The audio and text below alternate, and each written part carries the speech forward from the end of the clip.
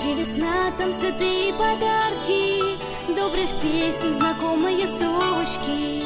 Ясный день прогуляться по парку, собираются мама и дочка. Солнце луч по-весеннему тонкий, позабыл про морозы и вьюги. Восхищаются в классе девчонки, вы же с мамой совсем как подруги. Мама и дочка, они так похожи. Мама и дочка, две капельки солнца. Детство уходит, уходит и все же в сердце любовь навсегда остается.